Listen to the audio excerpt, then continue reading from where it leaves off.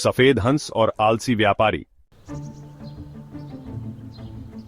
एक गांव में एक व्यापारी रहता था जो बहुत आलसी और लापरवाह था। वह अपने व्यापार की देखभाल ठीक से नहीं करता था और इसका नतीजा यह हुआ कि उसके व्यापार में नुकसान होने लगा। उसके पास एक तालाब था जहां मछली पालन होता था, लेकिन उसकी देखरेख की कमी के कारण गांव वाले तालाब से मछलियां चुराने लगे। उसके खेत में उगने वाले अनाज और सब्जियां भी लोग चोरी करके ले जाते थे। गौशाला के नौकर दूध चुराकर अपने रिश्तेदारों को बांटते थे और उसका मुर्गी फार्म तो मानो दोस्तों की पार्टी का अड्डा बन गया था। एक दिन व्यापारी इतना परेशान हो गया कि उसने अपने सबसे समझदार मित्र से सलाह मांगी।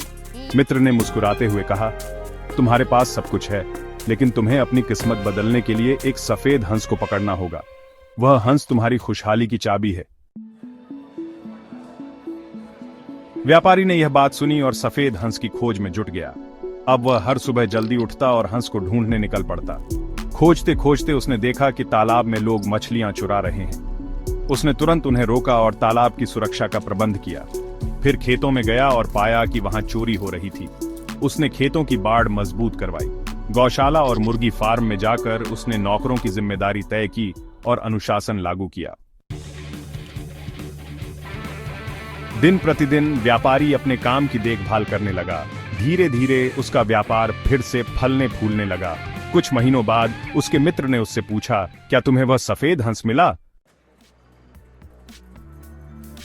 व्यापारी ने मुस्कुराते हुए कहा, मुझे समझ आ गया है कि सफेद हंस मेरी मेहनत और ईमानदारी थी, जो मेरे भीतर ही थी। जैसे ही मैंने आलस्य छोड़कर काम संभाला, मेरी किस्मत बदल गई। शिक्षा, मेहनत और ईमानदारी ही सफलता की कुंजी है। आलस्य और लापरवाही से केवल नुकसान होता है। अपनी समस्याओं का समाधान खोजने के लिए सबसे पहले खुद को बदलना जरूरी है।